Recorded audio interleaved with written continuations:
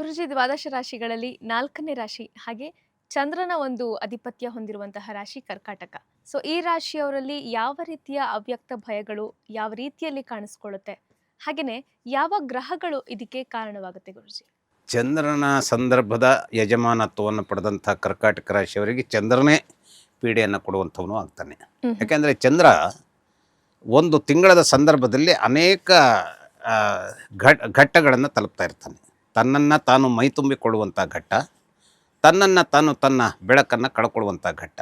ಹಾಗಾಗಿ ಸರ್ವತ್ರವಾದಂಥ ಶೂನ್ಯವನ್ನೂ ಕಾಣ್ತಾನೆ, ಸರ್ವತ್ರವಾದಂಥ ಸಂವರ್ಧನೆಯನ್ನು ಕಾಣ್ತಾನೆ. ಇಂತಹ ಆಧಿಪತ್ಯವನ್ನು ಹೊಂದಿದಂತಹ ಕರ್ಕಾಟಕ ರಾಶಿಯವರಿಗೆ ವಿಶೇಷವಾಗಿ ಚಂದ್ರಮ ಮನಸೋಜಾತಃ, ಕಾಲಪುರುಷನ ಮನಸ್ಸಿನ ಮೂಲಕವಾಗಿ ಹುಟ್ಟಿದಂಥವನು ಚಂದ್ರ. ಹಾಗಾಗಿ ಸಕಲ ಚರಾಚರದಲ್ಲಿಯೂ ಇದು ಕಾವ್ಯಾತ್ಮಕವಾದಂಥ ಭಾಷೆ ಆದರೂ ಕೂಡ ಮನುಷ್ಯರಲ್ಲಿ ವಿಶೇಷವಾಗಿ, ಯಾಕೆಂದರೆ ನಮ್ಮ ಒಂದು ಮನಸ್ಥಿತಿಯೇ, ನಮ್ಮ ಮಿದುಳು ಅನೇಕ ರೀತಿಯ ಒಂದು ಅಡ್ವಾನ್ಸ್ಡ್ ಇದನ್ನು ಪಡೆದುಬಿಟ್ಟಿದೆ, ಎವಲ್ಯೂಷನನ್ನು. ಆ ಒಂದು ವಿಕಸನದ ಸ್ಥಿತಿಯಲ್ಲಿ ಅದು ಹೇಗೆ ಪಡೀತು, ಅದು ಮತ್ತು ಅದಕ್ಕೆ ಬೇರೆ ಇತಿಹಾಸ, ಅದಕ್ಕೆ ಬೇರೆ ರೀತಿಯ ಇವು ಸಿದ್ಧಾಂತಗಳು ಎಲ್ಲ ಇದ್ದರೂ ಕೂಡ ನಾವಿಲ್ಲಿ ಮನುಷ್ಯನನ್ನು ಪರಿಪೂರ್ಣವಾದಂತಹ ಬುದ್ಧಿಯ ವಿಕಾಸವಾದವನ್ನು ಹೊಂದಿದಂಥ, ವಿಕಸನವನ್ನು ಹೊಂದಿದಂಥ ಪ್ರಾಣಿ ಅಂತ ತಿಳ್ಕೊಂಡಾಗ ಈ ಮನಸ್ಸೇ ಇವನ ವಿರೋಧಿಯಾಗುವುದಕ್ಕೆ ಚಂದ್ರ ತನ್ನದೇ ಆದಂಥ ಕಾಂಟ್ರಿಬ್ಯೂಷನನ್ನು ಎಲ್ಲಿ ತುಂಬ್ತಾನೆ? ಇದೇ ಚಂದ್ರ ಅಸ್ವಸ್ಥ ಗ್ರಹ. ಇದು ನಮ್ಮ ಪರಂಪರೆಯ ಪ್ರಕಾರ ಇದೊಂದು ಒಂದು ದಂತಕಥೆ ಅಂತಾದರೂ ಕೂಡ ಅದರಲ್ಲೊಂದು ಏನಿದೆ, ಅರ್ಥ ಇದೆ ಅದರಲ್ಲಿ. ಏನು, ಚಂದ್ರ ಶಾಪಕ್ಕೆ ಒಳಗಾಗ್ತಾನೆ. ಚಂದ್ರ ಶಾಪಕ್ಕೆ ಯಾವಾಗ ಒಳಗಾಗ್ತಾನೆ? ಅಲ್ಲಿ ಮತ್ತೆ ಬೇರೆ ಬೇರೆ ಭಿನ್ನವಾದಂಥ ಕಥೆಗಳಿವೆ. ತನ್ನ ಜ್ಞಾನವನ್ನು ಸಂವರ್ಧಿಸಲಿಕ್ಕೆ ಕಾರಣನಾಗುವಂಥ ಗುರುವಿನ ಪತ್ನಿಯನ್ನೇ ಪ್ರೀತಿಸಿ ಆ ಪತ್ನಿಯಿಂದ ಬುಧನನ್ನು ಪಡೆದು, ಬುದ್ಧಿಗೆ ಕಾರಕನಾದಂಥ ಬುಧನನ್ನು ಪಡೆದು ಇಂತಹ ಒಂದು ರೀತಿಯ ಈ ಒಂದು ಅನೈತಿಕವಾದಂತಹ ವಿಚಾರವನ್ನು ಮಾಡಿದಂತಹ ಚಂದ್ರನ ಶಪಿಸ್ತಾನೆ. ಯಾರು? ಗುರು. ಶಪಿಸಿದಾಗ ಏನಾಗು, ನಿನ್ನ ಇಡೀ ದೇಹ ನಾಶವಾಗಿ ಹೋಗಲಿ. ಇಂಥದ್ದೇ ಒಂದು ಸಂದರ್ಭ ಗೌತಮರ ಹೆಂಡತಿಯಾದಂಥ ಅಹಲ್ಯೆಯನ್ನು ಸಂಪಾದಿಸಲಿಕ್ಕೆ ಹೋಗಿ ದೇವೇಂದ್ರನೂ ಪಡೆದಿರ್ತಾನೆ. ಸಹಸ್ರ ಯೋನಿಯಾಗು, ಅದು ಭಾಳ ಕೆಟ್ಟ ಸ್ಥಿತಿ. ಇವೆಲ್ಲ ಮತ್ತು ಅದು ಬೆಳ್ಕೊತಾ ಹೋಗುತ್ತೆ ಕಥೆ ಹೇಳ್ತಾ ಹೋದರೆ. ಹಾಗೆ ಶಾಪಕ್ಕೆ ಒಳಗಾದಂತಹ ಚಂದ್ರ ಅಸ್ವಸ್ಥವಾದಂತಹ ಒಂದು ಸ್ಥಿತಿಗತಿಗಳನ್ನು ಹೊಂದಿದವನು ಅನ್ನುವಂತಹ ನಮ್ಮ ಭಾವನೆಯನ್ನು ನಾವು ಗ್ರಹಿಸಬಹುದಾದಂತಹ ರೀತಿಯಲ್ಲಿ ಎಳೆದುಕೊಂಡಾಗ, ಯಾಕೆಂದರೆ ಪ್ರತಿದಿನವೂ ತನ್ನ ಆ ಒಂದು ದೇಹದ ಪರಿಸ್ಥಿತಿಯನ್ನು, ಏರಿಳಿತಗಳನ್ನು ಕಾಣಿಸಿಕೊಳ್ಳುವಂತಹ ಚಂದ್ರ ಸಹಜವಾಗಿ ಅಸ್ವಸ್ಥನಾದಂತಹ ಗ್ರಹ ಅಂತ ನಾವು ಗ್ರಹಿಸಿದರೆ, ಆ ಅಸ್ವಸ್ಥತೆಯನ್ನು ತನ್ನ ರಾಶಿಯ ಯಜಮಾನತ್ವದ ಹೊಂದಿದಂಥ ಕರ್ಕಾಟಕ ರಾಶಿಯಲ್ಲಿ ಯಾರೆಲ್ಲ ಸಮಾವೇಶ ಆಗಿದ್ದಾರೋ ಅವರಿಗೂ ಕೂಡ ತಮಗೆ ಯಾವುದೋ ಒಂದು ರೀತಿಯ ರೋಗ ಇದೆಯೇನೋ ಅನ್ನುವಂಥ ಭಯವನ್ನು ಹುಟ್ಟಿಸ್ತಾ ಇರ್ತಾನೆ. ಈ ಭಯದ ಗರಿಷ್ಠವಾದಂತಹ ಸ್ಥಿತಿ ಯಾವಾಗ ತಲುಪತ್ತೆ ಅಂತಂದರೆ, ಇದೇ ಚಂದ್ರನನ್ನು ಶನೈಶ್ಚರ ಕಾಡಿದಾಗ. ಶನೈಶ್ಚರ ಕಾಡ್ತಾನೆ ಅಂತಂದರೆ ಏನು? ನಾವೀಗ ಶನಿ ಕಾಟದ ದಿನಗಳು ಬರ್ತವೆ. ಈ ಒಂದು 30 ವರ್ಷಗಳ ಸಂದರ್ಭದಲ್ಲಿ ಸುಮಾರು 12.5 ವರ್ಷಗಳ ಕಾಲ ಶನಿ ಕಾಟವೇ ಇರುತ್ತೆ. ಶನಿ ಕಾಟ ಅಂದರೆ ಏನು? ಚಂದ್ರ ಮತ್ತು ಶನೈಶ್ಚರರ ನಡುವಿನ ಸಂಘರ್ಷ. ಹಾಗಾದರೆ 12.5 ವರ್ಷಗಳ ಶನಿ ಕಾಟ ಅಂದ್ರೇನು?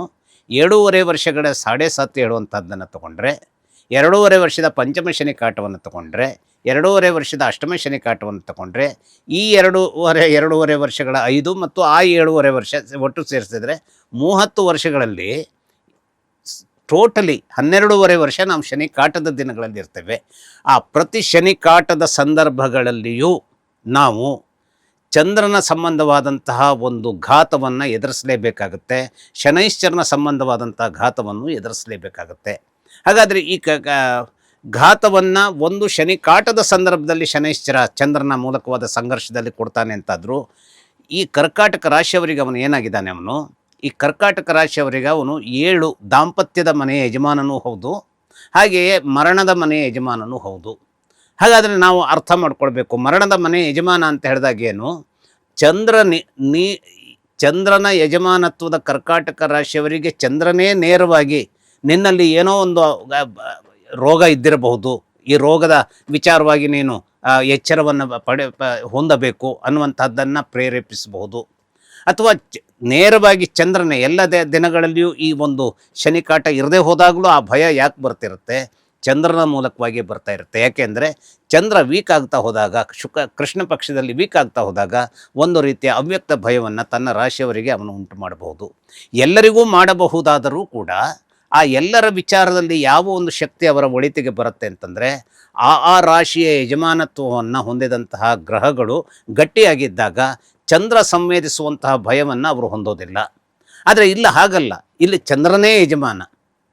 ಚಂದ್ರ ತನ್ನ ಶಕ್ತಿಯನ್ನು ಕಳ್ಕೊಳ್ಳುವಂತಹ ಕೃಷ್ಣ ಪಕ್ಷದ ಸಂದರ್ಭದಲ್ಲಿ ವಿಚಿತ್ರವಾದಂತಹ ಏನೋ ನನ್ನ ಆರೋಗ್ಯ ಕೆಟ್ಟಿದೆ, ಏನೋ ಒಂದು ರೀತಿಯ ವಿಚಿತ್ರವಾದಂತಹ ಸ್ಥಿತಿ ನನಗೆ ಬರಬಹುದು, ನನ್ನ ನಾಳೆ ಯಾವುದೋ ಒಂದು ರೀತಿಯ ಅವ್ಯಕ್ತವಾದಂತಹ ಅಪಾಯಕ್ಕೆ ನನ್ನನ್ನು ಸಿಲುಕಿಸಬಹುದು.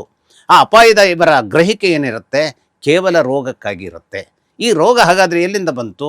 ನೀನು ಕ್ಷಯವನ್ನು ಹೊಂದು ಅನ್ನುವಂತಹ ಒಂದು ಶಾಪ ಏನಿದೆ, ಅದು ಕಥೆಯಾದರೂ ಕೂಡ ಅದರೊಳಗಿನ ಒಂದು ವಿಚಿತ್ರವಾದಂಥ ತಿರುಳನ್ನು ನಾವು ಗ್ರಹಿಸಿದರೆ, ಶಾಪಗ್ರಸ್ತನಾದಂತಹ ಚಂದ್ರ ಅಂತಹದ್ದೊಂದು ಎಳೆಯನ್ನು ತನ್ನ ರಾಶಿಯ ಜನರಲ್ಲಿಯೂ ಕೂಡ ಅವನು ಹಬ್ಬಿಸ್ತಾ ಇರ್ತಾನೆ.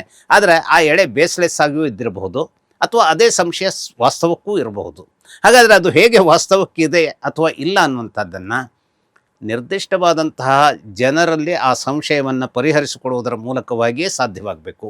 ಹಾಗಾದರೆ 365 ದಿನಗಳು ಭಯದಿಂದಲೇ ಇವರು ತಮ್ಮ ಜೀವಿತವನ್ನು ಕಳೀತಾರೋ ಅಂತಂದ್ರೆ ಅದು ಆಗಲ್ಲ. ಯಾವ ಸಂದರ್ಭಕ್ಕೆ ಚಂದ್ರನ ದೌರ್ಬಲ್ಯ ಸಂಪೂರ್ಣವಾಗಿ ಸಿಗ್ತಾ ಇದೆ ಎನ್ನುವಾಗ ಆ ಸಂದರ್ಭದಲ್ಲಿ ಕೆಟ್ಟದಾದಂತಹ ದಶಾಕಾಲ ಅಥವಾ ಕೆಟ್ಟದಾದಂತಹ ಭುಕ್ತಿಯ ಸಂದರ್ಭ, ಈಗ ಒಂದು ಶನಿ ದಶಾ ಹೋಗ್ತಾ ಇದೆ ಅಂತಾದರೆ ಶುಕ್ರ ಭುಕ್ತಿ ನಡೀತಾ ಇದ್ದಿರಬಹುದು. ಶನೈಶ್ಚರನೂ ಇವರಿಗೆ ಒಳ್ಳೆಯವನಲ್ಲ, ಶುಕ್ರನೂ ಒಳ್ಳೆಯವನಲ್ಲ. ಯಾರಿಗೆ? ಕರ್ಕಾಟಕ ರಾಶಿಯವರಿಗೆ. ಹಾಗಾಗಿ ಆ ಭುಕ್ತಿಯ ಯಜಮಾನಾದಂತಹ ಶುಕ್ರನೂ ತೊಂದರೆಯನ್ನು ಕೊಡಬಹುದು ಮಾನಸಿಕವಾಗಿ. ಯಾಕೆ? ಚಂದ್ರನ ಮೂಲಕವಾದಿಯಾಗಿ ಭಯದ ಎಡೆಯನ್ನು ಇವರಲ್ಲಿ ಬಿತ್ತುತ್ತಾನೆ. ಈಗ ಪ್ರತಿ ಗ್ರಹಗಳು ಮಾಡುವಂಥ ದುಷ್ಟತನ ಏನು ಅಂತಂದರೆ, ತಮ್ಮದೇ ಆದಂತಹ ದುಷ್ಟತನದ ಮೂಲಕವಾಗಿ ಮಾತ್ರ ಕಾಡುವಂಥದ್ದಲ್ಲ. ಈ ದುಷ್ಟತನಕ್ಕೆ ಬೇಕಾದಂತಹ ಮೂಲ ಒಂದು ಗೊಬ್ಬರವನ್ನು ಇವರು ಯಾವ ಒಂದು ಸಂದರ್ಭದ ಒಂದು ಗ್ರಹ ಈ ಸಂದರ್ಭದಲ್ಲಿ ಈ ಒಂದು ದುಷ್ಟದಾದಂತಹ ನಮ್ಮ ಚಟುವಟಿಕೆಗಳನ್ನು ಮಾಡಲಿಕ್ಕೆ ಅನುಕೂಲಕ್ಕೆ ಬರ್ತದೋ ಅಂಥ ಗ್ರಹಗಳನ್ನು ಇವು ಡಿಪೆಂಡ್ ಆಗ್ತವೆ. ಈಗ ನಾವೇ ಇವತ್ತಿನ ರಾಜಕಾರಣದಲ್ಲಿ ಅಥವಾ ನಮ್ಮದೇ ಆದಂತಹ ಜೀವನದಲ್ಲಿಯೂ ಕೂಡ ನಾವು ಗ್ರಹಿಸ್ಬೋದು, ನಮ್ಮ ವೈರಿ ನಮಗೆ ಗೆಳೆಯ. ಯಾಕೆಂದರೆ ನಮ್ಮ ವೈರಿಯನ್ನು ನಿಗ್ರಹಿಸಲಿಕ್ಕೆ ಅವನ ವೈರಿಯ ಸಹಾಯವನ್ನು ನಾವು ಪಡಿತೇವೆ, ನಮ್ಮ ವೈರಿಯನ್ನು ನಿಗ್ರಹಿಸಲಿಕ್ಕೆ ನಮ್ಮ ಗೆಳೆಯರ ಸಹಾಯವನ್ನು ಪಡಿತೇವೆ. ಆದರೆ ಇದೆಲ್ಲ ಡಿಪೆಂಡ್ಸ್. ಹಾಗೆ ಈ ಗ್ರಹಗಳು ಕೂಡ ನೇರವಾಗಿ ಈ ಒಂದು ಏನು ಕರ್ಕಾಟಕ ರಾಶಿಯವರಿಗೆ ಚಂದ್ರ ಎಬ್ಬಿಸುವಂತಹ ಭಯ ಅನ್ನುವಂಥದ್ದು ಸತ್ಯ ಆದರೂ ಕೂಡ ಆ ಕರ್ಕಾಟಕ ರಾಶಿಯವರಿಗೆ ವಿರೋಧಿಗಳಾದಂತಹ ಬುಧ, ಕರ್ಕಾಟಕ ರಾಶಿಯವರಿಗೆ ವಿರೋಧಿಗಳಾದಂತಹ ಶುಕ್ರ, ಆ ರಾಶಿಗೆ ವಿರೋಧಿಗಳಾದಂತಹ ರಾಹು ಅಥವಾ ಕೇತು, ಇವೆಲ್ಲವೂ ಕೂಡ ಏಕಕಾಲದಲ್ಲಿ ತಮ್ಮದೇ ಆದಂಥ ಪ್ರಮಾಣದ ದಾಳಿಯನ್ನು ಚಂದ್ರನ ಮೇಲೆ ನಡೆಸ್ತಾ ಇದ್ದಾವೆ ಅಂತಾದರೆ ವಿಶಿಷ್ಟವಾದಂಥ ಭಯ ಕೇವಲ ಅದು ಏನು ವ್ಯಾಧಿಗಳ ಬಗೆಗಾಗಿ ಇರುತ್ತೆ. ಆ ವ್ಯಾಧಿಗಳು ನಿಜಕ್ಕೂ ಇರುತ್ತೆ ಅಂತ ನಾವು ಅಲ್ಲಿ ಪ್ರಮಾಣೀಕೃತವಾದಂಥ ಒಂದು ವಿಚಾರವಾಗಿ ಹೇಳಲಿಕ್ಕೆ ಬರೋದಿಲ್ಲ. ಯಾಕೆಂದರೆ ಮೂಲ ಜಾತಕದಲ್ಲಿ ಇವರ ಸಂಬಂಧವಾದಂತಹ ಚಂದ್ರ ಅದ್ಭುತವಾದಂತಹ ಒಂದು ಬಲವನ್ನು ಪಡೆದಿದ್ದಾನೆ. ಅಂದರೆ ಆರೋಗ್ಯದ ಮೇಲೆ ಅದು ಏನನ್ನು ತೊಂದರೆ ಕೊಡದೆ ಹೋಗ್ಬೋದು, ಆದರೆ ಏನೋ ತೊಂದರೆ ಇದೆ ಅನ್ನುವಂತಹ ಒಂದು ಅಳ್ಳಂಕ, ಆ ಅಳ್ಳಂಕವೇ ಕೆಲವು ಸಲ ಏನಾಗುತ್ತೆ, ನಮ್ಮ ಈ ಸದಾ ಭಯಗ್ರಸ್ತವಾದಂತಹ ಸ್ಥಿತಿ ನಿಜಕ್ಕೂ ನಮ್ಮನ್ನು ಯಾವುದೋ ಒಂದು ರೋಗಕ್ಕೆ ತಳ್ಳಿಬಿಡುವಂಥ, ವ್ಯಾಧಿಗೆ ತಳ್ಳಿಬಿಡಬಹುದಾದಂಥ ಸಾಧ್ಯತೆ ಇರುತ್ತೆ. ಹಾಗಾಗಿ ವಿಶೇಷವಾಗಿ ಈ ಭಯವನ್ನು ನಿವಾರಿಸಿಕೊಳ್ಳುವುದಕ್ಕೆ ಸೂಕ್ತರಾದಂಥ ವೈದ್ಯರನ್ನು ಕಾಣಲೇಬೇಕಾದಂಥದ್ದು. ಹೆಚ್ಚಿನ ಮಟ್ಟಿಗೆ ರೋಗದ ಬಗೆಗಾಗಿನ ಭಯ ಇವರಲ್ಲಿ ಆವರಿಸಿದರೆ, ಹಾಗೆಯೇ ಆರ್ಥಿಕವಾದಂತಹ ವಿಚಾರಗಳ ಬಗೆಗಿನ ಭಯವೂ ಕೂಡ ಇವರನ್ನು ಕಾಡ್ತಾ ಇರುತ್ತೆ. ಯಾಕೆ ಕಾಡ್ತಾ ಇರುತ್ತೆ ಅಂತಂದರೆ, ಈ ಕರ್ಕಾಟಕ ರಾಶಿಯವರ ನೆಕ್ಸ್ಟ್ ರಾಶಿ ಏನಿದೆ ಸಿಂಹರಾಶಿ, ಆ ಮನೆಯ ಯಜಮಾನ ಸೂರ್ಯ. ಸೂರ್ಯ ಏನು ಮಾಡ್ತಾನೆ? ಚಂದ್ರನನ್ನು ಮಂಕಗೊಳಿಸುವಂಥದ್ದು. ನಾವು ಚಂದ್ರನ ಬಗೆಗಾಗಿನ ಒಂದು ಈತ ವ್ಯಾಧಿ ಪೀಡಿತವಾದಂತಹ, ಕ್ಷಯ ಪೀಡಿತವಾದಂಥ, ಅಮಾವಾಸ್ಯೆಯಲ್ಲಿ ಕರಗಿ ಹೋಗುವಂತಹ ಚಂದ್ರ ಅನ್ನುವಂಥ ಕಥೆಗಳನ್ನು ಏನೇನೋ ಓದಿದ್ದಿದ್ರು ಕೂಡ ಇವನ್ನು ಬೆಳಕನ್ನು ಕರಗಿಸಬಹುದಾದಂತಹ ಒಂದು ದುಷ್ಟತನವನ್ನು ಮಾಡುವಂಥವ್ರು ಯಾರು? ಸೂರ್ಯ. ಹಾಗಾಗಿ ಈ ಆರ್ಥಿಕ ಸ್ಥಾನದ ಯಜಮಾನನಾದಂತಹ ಸೂರ್ಯ ಇವರಲ್ಲಿ ಅಸ್ಥಿರವಾದಂತಹ ಒಂದು ಏನು ವಿತ್ತೀಯ ಅಂದರೆ ಹಣಕಾಸಿನ ವಿಚಾರದ ಬಗೆಗಾಗಿನ ತಲ್ಲಣವನ್ನು ಆತ, ಈ ಹಣ ನಿನಗೆ ನಾಳೆ ಸಾಕಾಗದೆ ಹೋಗಬಹುದು, ಈ ಹಣ ನಾಳೆ ನಿನ್ನ ಮಗನ ಮದುವೆಗಾಗಿ ನೀನು ಇಟ್ಟುಕೊಂಡ್ರೆ ಅದು ಇನ್ನೊಂದು ಯಾವುದಕ್ಕೋ, ಈಗ ಈ ನೋಡಿ, ಈಗ ನೋಟ್ ಬಂದು ಅಂದರೆ ನೋಟನ್ನು ರದ್ದುಗೊಳಿಸುವಂಥ ಸಂದರ್ಭದಲ್ಲಿ ಇಂತಹದ್ದೇ ಆಗಿಬಿಡ್ತದೇನೋ. ಈಗ ಕೆಲವು ಸಲ ಏನು ಅಂತಂದರೆ ಕೇವಲ ಈ ಭ್ರಷ್ಟಾಚಾರಿಗಳು ಮಾತ್ರ ಕೆಲವು ಸಲ ಹಣವನ್ನು ಮನೆಯಲ್ಲಿ ಇಟ್ಕೊಳ್ತಾರೆ ಅಂತಲ್ಲ, ಅನೇಕ ರೀತಿಯ ನ್ಯಾಯಪರವಾದಂತಹ ಜನರು ಕೂಡ ಯಾವುದೋ ಕಾರಣಕ್ಕಾಗಿ ಒಂದು ಸ್ವಲ್ಪ ಹಣವನ್ನು ಇಟ್ಕೊಳ್ಬಹುದು. ಆದರೆ ಅಂತಹ ನೋಟು ಅಮಾನ್ಯೀಕರಣವಾದಂತಹ ನೋಟು ಸಂದರ್ಭದಲ್ಲಿ ಇದಾದಾಗ ಸರ್ರನ್ನೇ ಆ ನೋಟನ್ನು ನಾವು ಏನು ಮಾಡ್ತಾಯಿದ್ವಿ, ನ್ಯಾಯದ ಹಣ ಆಗಿದ್ದಿದ್ರೂ ಕೂಡ ಅದನ್ನು ನಾವು ಎಕ್ಸ್ಚೇಂಜ್ ಮಾಡ್ಕೊಳ್ಳಿಕ್ಕೆ ಸಾಧ್ಯ ಆಗುತ್ತೆ ಅಂತ ಹೇಳಲಿಕ್ಕೆ ಬರೋದಿಲ್ಲ. ಈಗ ನಾವು ಇವತ್ತು ಸದ್ಯದ ಪರಿಸ್ಥಿತಿಯಲ್ಲಿ ಮೊನ್ನೆ ಒಂದು RCB ಸಂದರ್ಭದ ಒಂದು ಈಗ ನಡೀತಾ ಇರುವಂಥ ಕಾಲ್ತುಳಿತದ ಪ್ರಕರಣ ಏನಿದೆ, ಹಾಗೆಯೇ ನೋಟು ಅಮಾನ್ಯೀಕರಣಗೊಳ್ಳುವಂಥ ಸಂದರ್ಭದಲ್ಲಿ ಸಾವಿರಾರು ಜನ ಬ್ಯಾಂಕ್ನಲ್ಲಿ ಹೋಗಿ ನಿಂತಿರ್ತಾರೆ. ಅಂತಹ ಸಂದರ್ಭದಲ್ಲಿ ಎಲ್ಲರ ಹಣವೂ ಕೂಡ ಆ ಒಂದು ನಿರ್ದಿಷ್ಟವಾದ ಅವಧಿಯಲ್ಲಿ ಏನಾಗುತ್ತೆ, ಅದನ್ನು ಎಕ್ಸ್ಚೇಂಜ್ ಮಾಡ್ಕೊಳ್ಬಹುದು ಅನ್ನುವಂಥದ್ದು ಸಾಧ್ಯ ಆಗುತ್ತೆ ಅಂತ ಹೇಳಲಿಕ್ಕೆ ಬರೋದಿಲ್ಲ. ಆದರೆ ಅದೇ ಒಂದು ನೆವದಲ್ಲಿ ನಾವು ನಮ್ಮ ಅನ್ಯಾಯವನ್ನು ಮುಚ್ಚಿಕೊಳ್ಳುವಂತಹ ಒಂದು ದುಷ್ಟತನವನ್ನು ಕೂಡ ಮಾಡಬಾರ್ದು.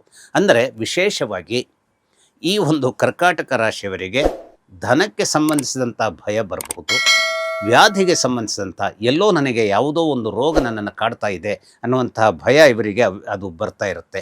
ಹಾಗಾದರೆ ಈ ಭಯದ ಸ್ವರೂಪ ಬಂದಾಗ ಏನಾಗುತ್ತೆ, ನಾವು ಯೋಚಿಸ್ತಾ ಇರ್ತೇವೆ ನಮ್ಮ ಮಾತುಗಳನ್ನು ಸರಿಯಾಗಿ ವ್ಯಕ್ತಿ ಕೇಳಿಸ್ಕೊಳ್ಳೋದಿಲ್ಲಲ್ಲ ಅಂತ.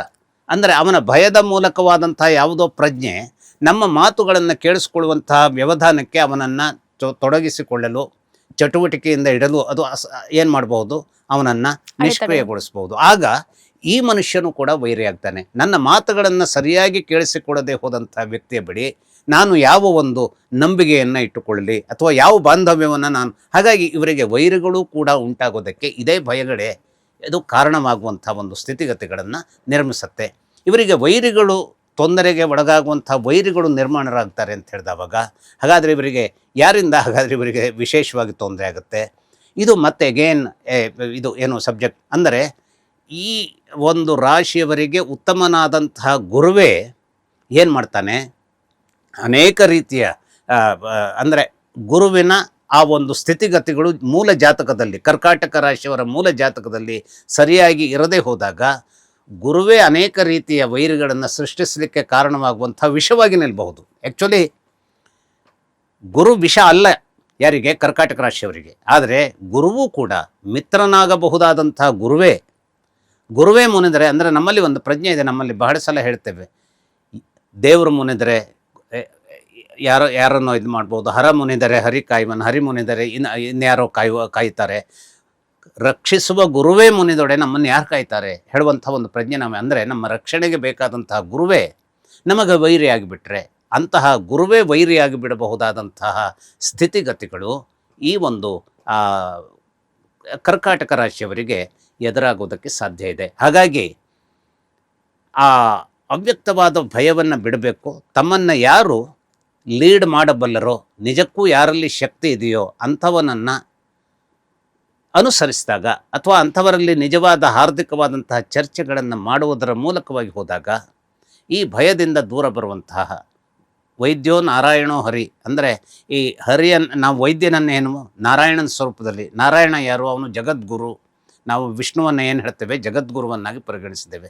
ಅಂತಹ ವೈದ್ಯ ನಮಗೆ ನಿಜಕ್ಕೂ ವಿಷ್ಣುವಿನ ಸ್ವರೂಪದಲ್ಲಿ ಅಮೃತಮಯವಾದಾಗ ಆ ಭಯವನ್ನು ನಿವಾರಿಸ್ಕೊಳ್ಳುವಂಥ, ಏನಾದರೂ ಇದೆ ಅಂತಾದರೆ ಏನೋ ಇದೆ ಅಂತ ಅವನು ಹೇಳ್ತಾನೆ, ಇಲ್ಲ ಅಂತಾದರೆ ಇಲ್ಲ ಅನ್ನುವಂಥದ್ದು ನಮಗೆ ಸಹಜವಾಗಿಯೇ ಸುಖದ ಒಂದು ವಿಚಾರವೂ ಇರುತ್ತದೆ, ಸಂತೋಷದ ವಿಚಾರವೂ ಇರುತ್ತದೆ. ಈ ರೀತಿಯಲ್ಲಿ ತಮ್ಮ ಭಯವನ್ನು ಹೋಗಲಾಡಿಸ್ಕೊಳ್ಳುವಂಥ ಒಂದು ವಿಚಾರಕ್ಕೆ ಇವರು ಕೈ ಹಾಕಬೇಕು. ಕರ್ಕಾಟಕ ರಾಶಿಯವರಲ್ಲಿ ಭಯದ ಸ್ವರೂಪ ಯಾವ ರೀತಿಯಾಗಿರುತ್ತೆ, ಹಾಗೆ ಅದನ್ನು ಯಾವ ರೀತಿ ಎದುರಿಸಬೇಕು, ಇದರ ಬಗ್ಗೆ ಮಾಹಿತಿಯನ್ನು ತಿಳಿಸಿಕೊಟ್ರಿ ಗುರುಜಿ. ಧನ್ಯವಾದ. ನಮಸ್ಕಾರ. ಲೇಟೆಸ್ಟ್ ಹಾಗೂ ಇಂಟ್ರೆಸ್ಟಿಂಗ್ ಸುದ್ದಿಗಳಿಗಾಗಿ ಬಾಸ್ ಟಿವಿ ಕನ್ನಡ ಚಾನೆಲ್ನ ಸಬ್ಸ್ಕ್ರೈಬ್ ಮಾಡಿ, ಹಾಗೆಯೇ ಬೆಲ್ ಐಕಾನ್ ಪ್ರೆಸ್ ಮಾಡಿ. ಇದರ ಜೊತೆಗೆ ಫೇಸ್ಬುಕ್, ಇನ್ಸ್ಟಾಗ್ರಾಮ್, ಎಕ್ಸ್ನಲ್ಲೂ ಮಿಸ್ ಮಾಡದೆ ಫಾಲೋ ಮಾಡಿ.